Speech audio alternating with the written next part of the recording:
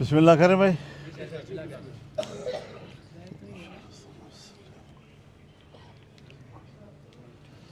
بسم اللہ الرحمن الرحیم وصلی اللہ علی النبی الکریم وعلی آلہ وصحبہ وبارک وسلم. جمعیت علماء اسلام پاکستان کی مرکزی مجلس شورا کا 2 روزہ اجلاس 23 اور 24 نومبر کو یہاں اسلام آباد میں ہوا. اس اجلاس میں 27ویں آئینی ترمیم اور بعض ایسے قوانین جو اس دوران پارلیمنٹ میں پیش کیے گئے یا پاس کیے گئے اس پر تفصیلی غور کیا گیا.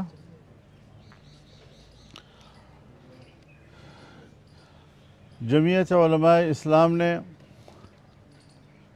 27ویں آئینی ترمیم کو کلیتاً مسترد کر دیا ہے اور پارلیمنٹ میں ہمارے پارلیمانی اراکین نے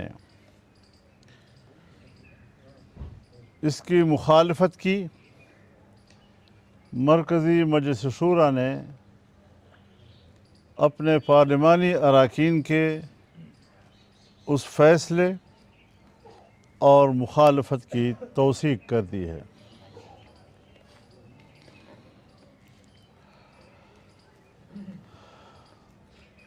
سب سے پہلے بنیادی مسئلے کو دیکھنا ہے کہ 1 سال قبل 26ویں آئینی ترمیم پارلیمنٹ میں لائی گئی اور 1 ماہ 1 ہفتے تک جمعیت علماء اسلام کے ساتھ حکومت کے مذاکرات ہوتے رہے.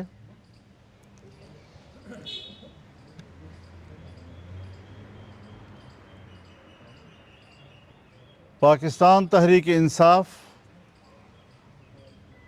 آن بورڈ تھی اور ہم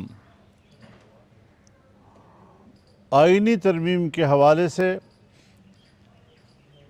ہر پیش رفت سے ان کو آگاہ کرتے رہے, ان کو اعتماد میں لیتے رہے, ان کی تجاویز بھی لیتے رہے اور ان کی تجاویز پر ہم سٹینڈ بھی لیتے رہے اور حکومت کو وہ مطالبات منوانے پر ہم مجبور بھی کرتے رہے.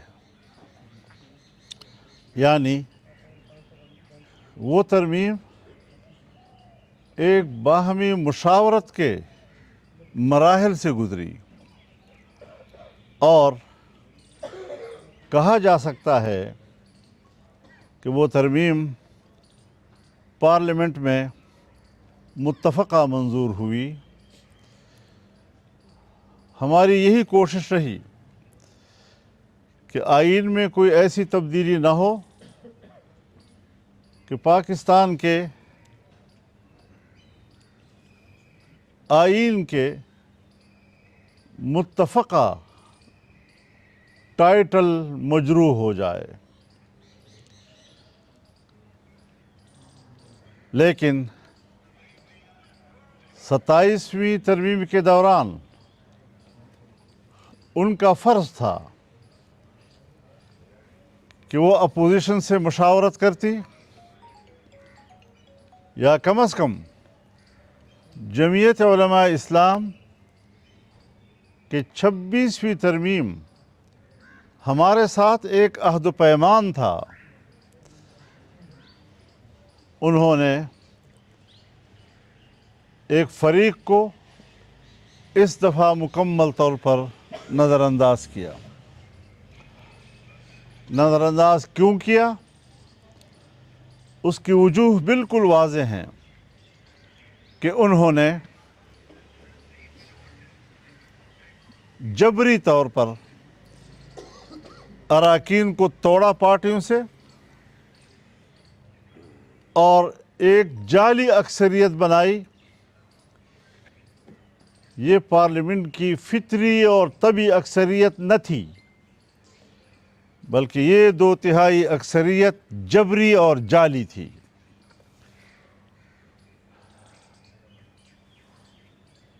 یہ سب کچھ پارلیمنٹ اور جمہوریت کے اقدار کے خلاف ہوا۔ اس سے حکومت کی عزت میں اضافہ نہیں ہوا۔ جو قوتیں اس ترمیم کو لانے میں مصر تھیں، ان کی عزت میں کوئی اضافہ نہیں ہوا،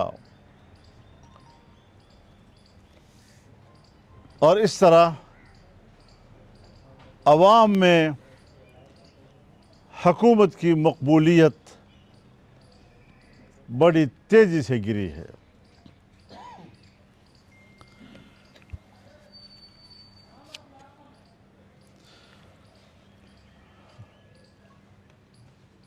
اس 27ویں ترمیم میں جن چیزوں سے حکومت دستبردار ہوئی تھی، 27ویں ترمیم میں انہوں نے اراکین کے ہاتھ مروڑ کر 2/3 اکثریت بنائی، اور 1 سال پہلے جس کو حکومت نے کہا کہ یہ غلط ہے، ہم دستبردار ہوتے ہیں، آج وہ چیزیں کس طرح صحیح ہو گئیں، آج وہ کس طرح آئین کا تقاضا بن گیا، آج وہ کس طرح جمہوری عمل ٹھہر گیا، جبکہ آپ سب جانتے ہیں 26ویں ترمیم پر ہر پاکستانی کو حق ہے کہ وہ اختلاف رائے کرے۔ اگر اس کے ذہن میں اشکال ہے، اگر اس کے ذہن میں ابہام ہے اور وہ عدالت میں جاتا ہے، ہم ان کے اس حق کو سلب نہیں کر سکتے۔ چنانچہ لوگ گئے، خاص طور پر اس ترمیم کا جو عدلیہ سے متعلق تھا، اس پر لوگ کورٹ میں گئے، اور ابھی تک وہ معاملہ کورٹ میں زیر سماعت تھا،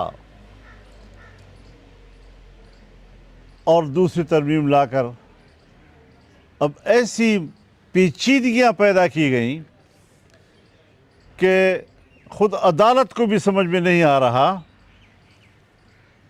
کہ اس کے بارے میں کیا رائے قائم کرے۔ اصولی طور پر جمعیت علماء اسلام آئینی عدالت کے حق میں تھی، لیکن پارلیمان کا اتفاق رائے حاصل کرنے کے لیے ہم نے عدالتی بینچ پر اتفاق کیا تھا۔ یہ تو جب آئین بھی بن رہا تھا تو اس وقت بھی مختلف معاملات پر مختلف پارٹیوں کے موقف مختلف تھے۔ اس وقت بھی پاکستان پیپلز پارٹی کی 2/3 اکثریت تھی، لیکن انہوں نے آئین سازی میں پارلیمنٹ کے اتفاق رائے کو ترجیح دی، چھوٹے صوبوں کو راضی کیا، ان کے اتفاق رائے کے ساتھ آئین بنا، حالانکہ وہاں پر تو کوئی ہارس ٹریڈنگ کی بھی ان کو ضرورت نہ تھی، ایک واضح 2/3 اکثریت تھی، لیکن اپوزیشن کو اعتماد میں لینا، چھوٹے صوبوں کو اعتماد میں لینا، ہر مکتب فکر کو اعتماد میں لے کر آئین بنانا، اس کو ترجیح دی گئی. میں نہیں سمجھتا کہ آج پاکستان پیپلز پارٹی کس طرح ذوالفقار علی بھٹو کے رویوں کے بالکل برعکس، جہاں ان سے توقع تھی کہ جن چیزوں پر انہوں نے 26ویں ترمیم میں اتفاق کیا تھا، آج یہاں وہ اس کا راستہ روکیں گے، لیکن وہ راستہ نہیں روک سکے، اور انہوں نے بھی جمہوریت کا نعرہ بلند کرنے کے باوجود جمہوریت کی نفی میں اپنا کردار ادا کیا. ہم ان سے ایک دوستانہ شکوہ ضرور رکھتے ہیں کہ انہوں نے اپنی روایات کو برقرار نہیں رکھا اور ایک غیر جمہوری عمل میں حکومت کا ساتھ دے دیا.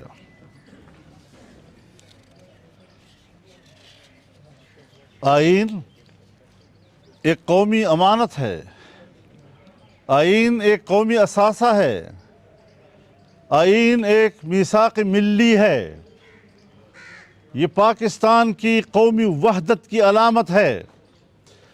اگر خدا نہ کرے آئین متنازع ہو جائے تو دنیا کی کوئی طاقت پاکستان کو ایک ملک نہیں رکھ سکتی اور پاکستانی کو ایک قوم نہیں بنا سکتی.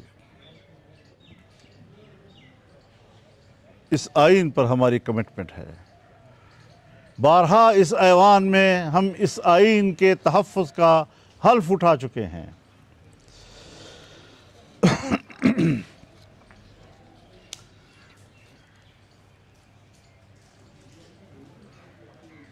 بعض اہل منصب کو تاحیات استثناء دیا گیا.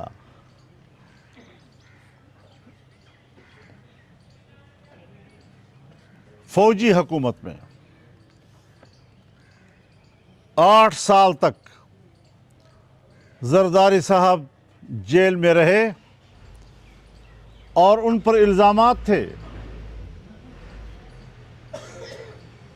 زندگی کا ایک لمبا عرصہ انہوں نے ان الزامات کے دباؤ میں گزارا. عدالتوں میں ان کی پیشیاں ہوتی رہیں. آج اسی کو کہا جا رہا ہے کہ تاحیات آپ کے خلاف کوئی مقدمہ درج نہیں ہو سکے گا. میرے ان پر کوئی الزامات نہیں ہیں، لیکن پاکستان کے ادارے، پاکستان کا قانون کیا ان کو 10-15 سال مسلسل عدالتوں میں پیش نہیں کرتا رہا؟ کس بنیاد پر؟ مختلف النوع مقدمات تھے. آج وہ یکدم اس منصب پر فائز ہونے کے بعد ایسا معصوم انسان کا روپ دھار گیا کہ اب تاحیات اس کے بارے میں کوئی مقدمہ ہی درج نہیں ہو سکے گا. اس کے بعد پھر وہ جو کچھ کرے اور جیسا کرے ان کو اتھارٹی دے دی گئی ہے کہ آپ سب کچھ کر سکتے ہیں.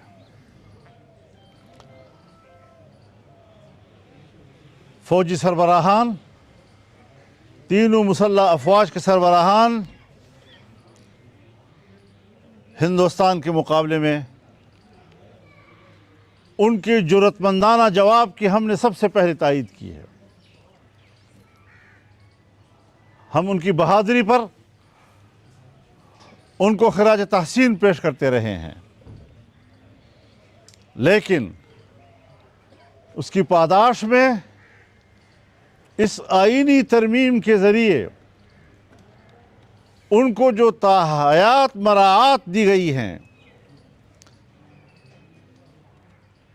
یہ شاید انوکھی قسم کی ایسی مراعات ہیں کہ پاکستان کا جمہوری معاشرہ اس کا بالکل بھی تقاضا نہیں کرتا. میں تو صدر مملکت سے بھی کہنا چاہتا ہوں، میں تینوں مسلح افواج کے سربراہان سے بھی کہنا چاہتا ہوں کہ وہ اس ترمیم کے تحت دیے ہوئے استثناء یا اس ترمیم کے ذریعے دیے ہوئے مراعات ان کو از خود مسترد کر دیں اور کہہ دیں کہ ہم یہ قبول کرنے کے لیے تیار نہیں ہیں۔ ہم ایک وفادار عام شہری کی طرح اور ایک وفادار سپاہی کی طرح سب کے ساتھ برابر کی زندگی گزارنا چاہتے ہیں، ورنہ یہ آئین تو طبقاتی نظام پیدا کرے گا۔ کچھ لوگ آئین سے ماورا ہوں گے اور کچھ پاکستانی وہ آئین کے پابند ہوں گے، قانون کے پابند ہوں گے، اور کچھ آئین سے قانون سے ماورا ہوں گے۔ یہ کیا طبقاتی نظام ہے ملک کے اندر؟ مساوات کے نعرے لگانا اور اس کے بالکل تضاد کا قانون پاس کرنا، یہ میرے خیال میں کسی جمہوریت پسند اور نظریاتی شخص یا جماعت کے لیے شائع نشان نہیں ہے۔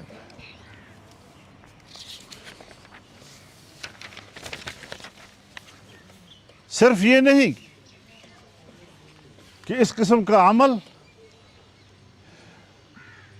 معاشرتی لحاظ سے، جمہوری لحاظ سے غلط ہے، بلکہ یہ اسلامی جمہوریہ پاکستان ہے، اور اسلامی جمہوریہ پاکستان کے اس آئین میں قرآن و سنت کو اس ملک کے قانون سازی کا اساس قرار دیا گیا ہے، تو اسلامی تعلیمات کی بھی منافی ہے۔ اگر خلفائے راشدین وہ عدالت کے سامنے پیش ہو سکتے تھے، عام شہری ان کو عدالت میں لا کر کٹہرے میں کھڑا کر سکتا تھا، ہمارے حکمران خلفائے راشدین سے بھی بلند مرتبے کے ہو گئے ہیں۔ تاریخ اسلام میں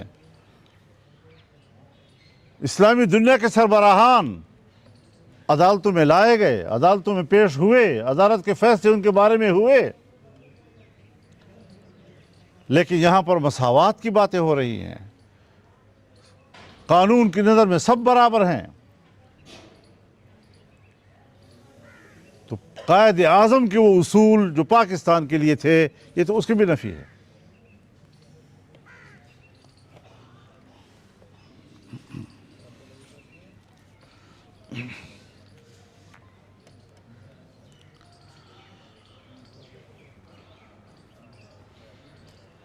یہاں پر جب آئینی عدالت بنائی گئی، ابھی تک یہ فیصلہ نہیں ہو سکا، اور یہاں ابہام موجود ہے کہ چیف جسٹس آف پاکستان کون کہلائے گا، سپریم کورٹ کے چیف جسٹس یا آئینی عدالت کے چیف جسٹس۔ اور یہ کہ وفاقی شرعی عدالت کہ کسی بھی فیصلے کے خلاف سپریم کورٹ سے وابستہ شریعت اپیلیٹ بینچ موجود ہے، آئینی عدالت کے قیام کی صورت میں اگر شریعت بینچ کا فیصلہ یا شریعت کورٹ کا فیصلہ وہ آئین سے متعلق تھا، تو سپریم کورٹ کہے گا میں تو اس کی سماعت نہیں کر سکتا، اس لیے کہ یہ آئینی مسئلہ ہے، اور آئینی کورٹ کہے گا کہ اس کا دستور میں ہمارے ساتھ کوئی وابستگی نہیں ہے۔ وفاقی شرعی عدالت اور شریعت کی روح سے فیصلے، ان کا کیا بنے گا پاکستان میں؟ ان کے تو مستقبل کا سوچا ہی نہیں گیا۔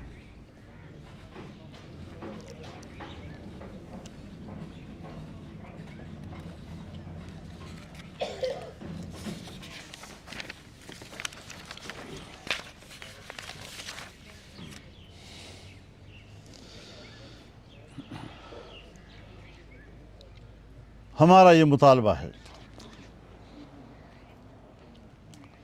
کہ فیڈرل شریعت کورٹ اور سپریم کورٹ شریعت اپیلیٹ بینچ کو فعال بنایا جائے۔ فیڈرل شریعت کورٹ ایک لمبے عرصے سے نامکمل ہے، 2 علماء کرام ان کے مستقل اراکین ہیں، تاکہ شریعت کی روح سے کورٹ کی रहनुमाई कर सकें, लेकिन उन दो जजेस का उलमा की सूरत में आज तक इंतखाब नहीं हो रहा, उनकी नामजदगी नहीं हो रही।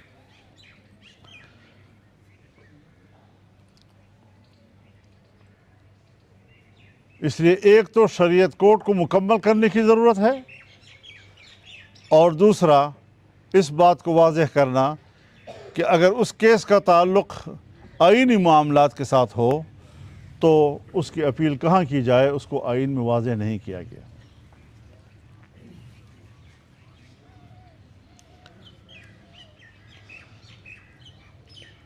जमीयत उलमा इस्लाम की नज़र में 27वीं आईनी तरमीम से न तो दस्तूर में कोई बेहतरी आएगी, न ये अवामी मफाद का तकाज़ा पूरा करेगी, और न इस्लाम की रूह से उसको कोई जायज़ कानून करार दिया जा सकेगा, जिसकी बुनियाद पर हम मुकम्मल तौर पर 27वीं आईनी तरमीम को मुस्तरद करते हैं।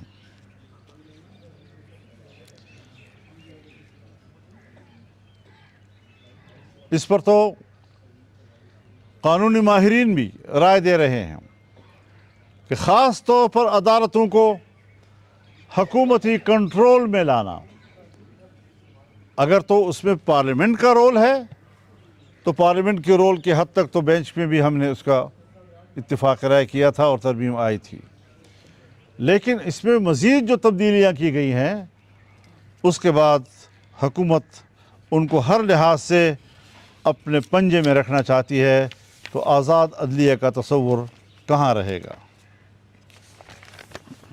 ये तो हुआ 27वीं तरमीम के हवाले से हमारा मौक़िफ़।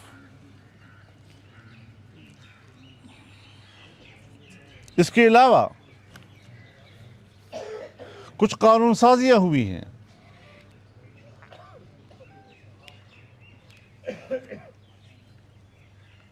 अठारह साल से कम उम्र के बच्चों और बच्चियों के निकाह के बारे में कानून साजी,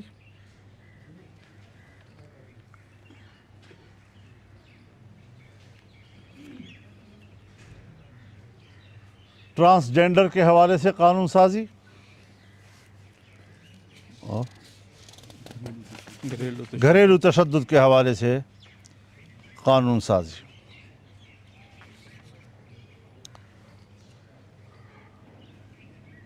18 साल की उम्र से कम को नाबालिग कहना,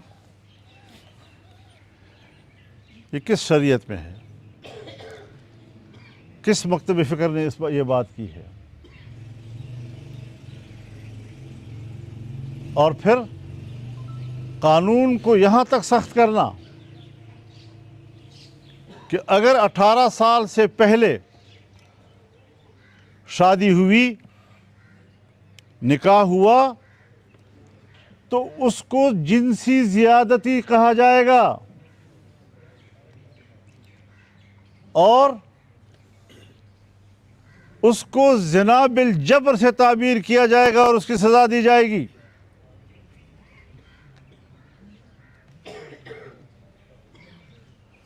मुशर्रफ के ज़माने में तो हुकूक निस्वान के नाम से एक कानून लाया गया, जिसमें उस कानून का खुलासा यही था कि ज़िना के मुर्तकिब को सहूलत मुहैया की जाए। इस पाकिस्तान में ज़िना के मुर्तकिब को सहूलत देने का कानून पास किया गया, उसमें भी पाकिस्तान पीपल्स पार्टी ने वोट दिया था, और आज भी जायज़ निकाह के लिए मुश्किलात पैदा की जा रही हैं, उस पर कतगने लगाई जा रही हैं। अब अजीब बात यह है, लतीफ़ा ये है कि 18 साल से पहले निकाह, इसको जिनसी ज़्यादती भी कहा जाएगा, इसको ज़िना बिल जबर भी कहा जाएगा, और अगर उससे औलाद पैदा हो गई तो औलाद जायज़ कहलाएगी। اور اس کے والد کو پابند کیا جائے گا کہ اس کو نہ نفقہ دے اور اس کا خرچہ دے.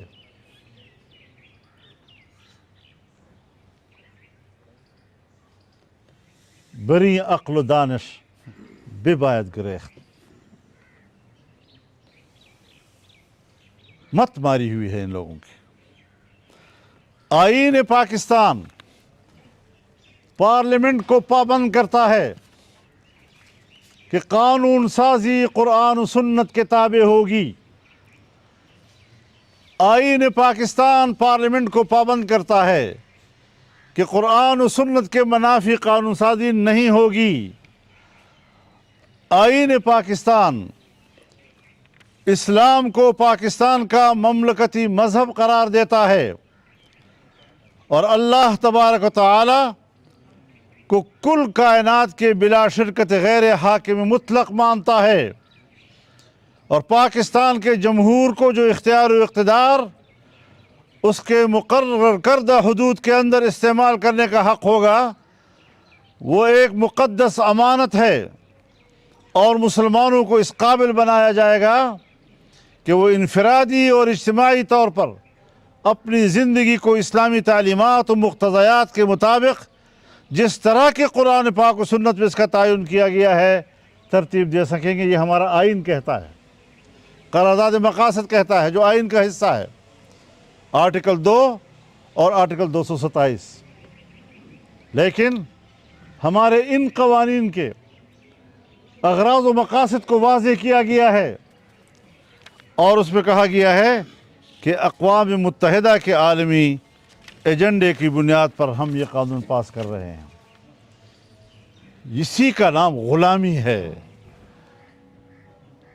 اب وہ دور ختم ہو گیا کہ دنیا کو آپ قانونی بنا لیں، لیکن ترقی پذیر اور پسماندہ ممالک کو غلام بنانے کے لیے عالمی سطح کے ادارے اور عالمی سطح کے معاہدات سیاسی حوالے سے، دفاعی حوالے سے، اقتصادی حوالے سے وہ ہمیں اس طرح غلام بنا رہی ہیں کہ اگر اقوام متحدہ انسانی حقوق کنونشن،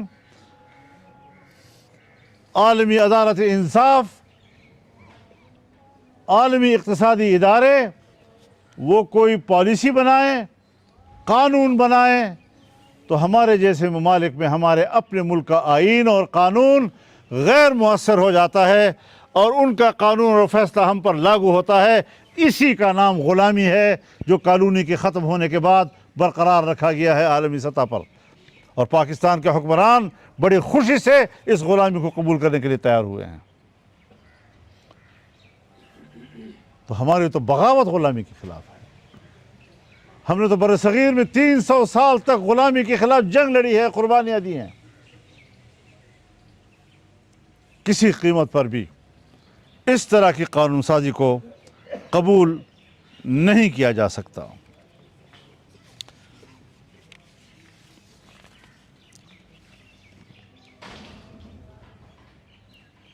ٹرانسجینڈر یعنی مرضی کی صنفی شناخت تبدیل کرنا، اگر تو پیدائشی طور پر یہ واضح نہ ہو کہ یہ مرد ہے یا عورت، اگر وہ ایک صنفی شناخت کے لیے ہسپتال جاتے ہیں وہاں تو شاید گنجائش ہو، لیکن جس کو اللہ تعالیٰ نے مکمل مرد پیدا کیا ہے یا جس کو اللہ تعالیٰ نے مکمل خاتون پیدا کیا ہے،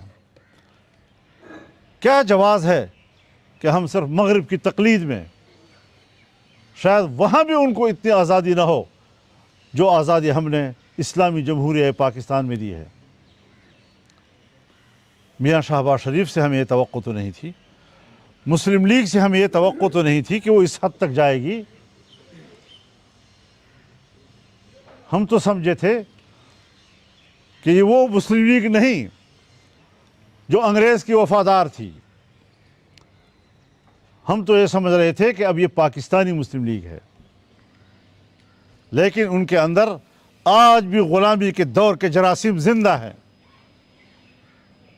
اور جس کے مظاہر آج ہم اس وقت اس جماعت کے اندر دیکھ رہے ہیں. ہمیں توقع نہیں تھی ان سے. اس سلسلے میں ایک اور بات کا بھی اضافہ کروں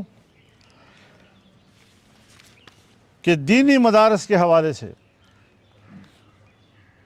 جو رجسٹریشن کا قانون پاس ہوا تھا نہ اس پر ابھی تک کوئی عمل ہو رہا ہے.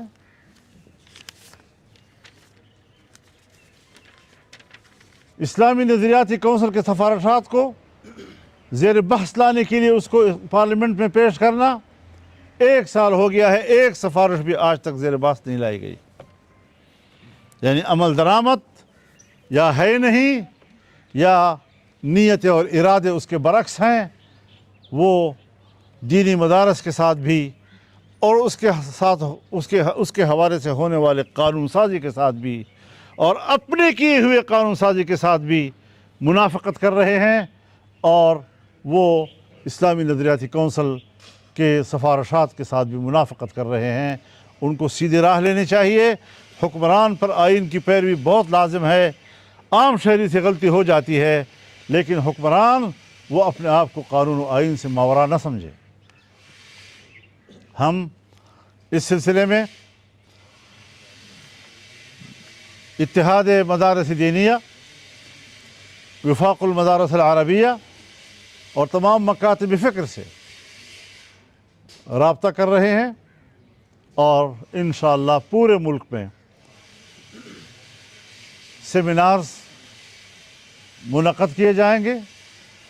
ایک احتجاجی سلسلہ اس حوالے سے شروع کیا جائے گا اور اس کا شیڈول ان کی مشاورت کے بعد طے کر لیا جائے گا انشاءاللہ. تو یہ ہمارا ان حالات پر موقف ہے. ایک گزارش باری باری اگر بات کریں گے تو سب کی ہو جائے گی. کانگریس کا مدعا ہے, کیا ہم یہ سمجھیں کہ اس وقت جے یو آئی دوبارہ اس پوائنٹ پہ آ گئی ہے کہ تمام دینی سیاسی جماعتوں کو اکٹھا کرے اور تمام میں گزارش کروں یہ میں نے اپنی رائے نہیں دی آپ کو, یہ مرکزی مجلس شورا کی رائے ہے اور میرے خیال میں اس کو سوال جواب میں گڑبڑ نہیں کرنا چاہیے. اس کو اسی طریقے سے پبلش کر لینا چاہیے جس طریقے سے میں نے آپ کی خدمت میں عرض کیا ہے. مولانا صاحب 29 تاریخ مطلب نوٹیفیکیشن کی بھی بات ہو رہی ہے, فیلڈ مارشل وظیفہ پرویز صاحب کی. کیا مرکزی مجلس شورا میں اسی چیز پہ بھی بات ہوئی ہے؟ کیا نوٹیفیکیشن جاری کرنا چاہیے یا مطلب مزید 5 سال ملنے چاہیے؟ حضرت, جس چیز کو ایک خاص شخص کے لیے مراعات کہا جائے اور زمرے میں تصور کیا جائے اس سے ملک کو محفوظ رکھنا چاہیے. ہم اپنی فوج کی احترام کرتے ہیں. حافظ صاحب ہمارے لیے محترم ہیں, ہندوستان کے مقابلے میں انہوں نے بھرپور کردار ادا کیا ہے. ہمیں ان کی اس کارکردگی سے کوئی جھگڑا نہیں ہے, لیکن ملک کے اندر ایسی نئی روایات نہ ڈالی جائیں کہ جس میں تفریق آئے شہریوں کے درمیان اور قانون کی نظر میں ایک اور طرح اور دوسرا اور طرح نظر آئے. مولانا صاحب 27ویں آئینی ترمیم پاس ہوئی, اس پہ آپ نے تنقید کی, لیکن اسی ترمیم کو پاس کرنے کے لیے ایک سینیٹر آپ کے پارٹی کے انہوں نے ووٹ دیا اور تو ہم نے نکال دیا, اس کو ختم ہو گیا. ہاں مولانا صاحب یہ بتائیں 27ویں آئینی ترمیم کے یہ جو خدشات ہیں آپ سے وقتاً فوقتاً سیاسی جماعتیں حکومتیں ملتی رہیں اور تبادلہ خیال ہوتا رہا, آپ نے منظوری سے قبل اس پر کوئی جملہ نہیں رہا. نمبر 1, اب تو 28, 29, 30 ترمیم کی بھی باتیں ہو رہی ہیں, تو اس کے لیے کیا عمل ہے؟ دیکھیے, میں گزارش کروں آپ سے, میں آپ کو پتہ ہے کہ بنگلہ دیش کے سفر پہ جا رہا تھا اور میں سفر میں تھا کہ جب خبر آئی کہ اس قسم کی چیزیں پاس ہوئی, ہم نے اسی وقت وہیں سے فون کیا کہ میں 22 کو پہنچ رہا ہوں پاکستان اور 23 کو فوراً اجلاس ہونا چاہیے. تو ابھی تو اس پر کوئی بات نہیں کی جا سکتی کیونکہ آنے تو دو طرح دیکھا جائے. آپ نے فرمایا کہ ہمیں توقع نہیں تھی کہ شہباز شریف صاحب اور یہ مسلم لیگ جو ہے انگریز کی وفادار مسلم لیگ نہیں ہے. جی, تو کیا جو پچھلی مسلم لیگ تھی جس کا آپ حوالہ دے رہے ہیں وہ انگریز کی وفادار تھی؟ آپ خود ہی سمجھتے ہیں بہت سی چیزیں. یار مجھ سے کیوں پوچھتے ہو ہر بات کی؟ بڑی مہربانی, بہت شکریہ آپ کا. جی مہربانی. نون لیگ کے پاس سب بندے پوری ہو گئے اور کل تو پیپلز پارٹی نے کہا کہ پنجاب میں دھاندلی ہوئی ہے اور پی ٹی آئی تو آلریڈی ہونا روئی رہی ہے. کیا کہیں گے آپ؟ حضرت, بات یہ ہے کہ صاف پالیسی اختیار کریں نا. ہم نے اگر 2018 को नहीं माना तो 24 को भी नहीं माना। हम पीडीएम के सरबराह मैं था, मैंने कहा नहीं उसूल के तहत गलत है, इलेक्शन सही नहीं हुआ, अपोजिशन में बैठ गए। तो अब ये इसका शूरा के इजलास से ताल्लुक नहीं है, बाद में करेंगे।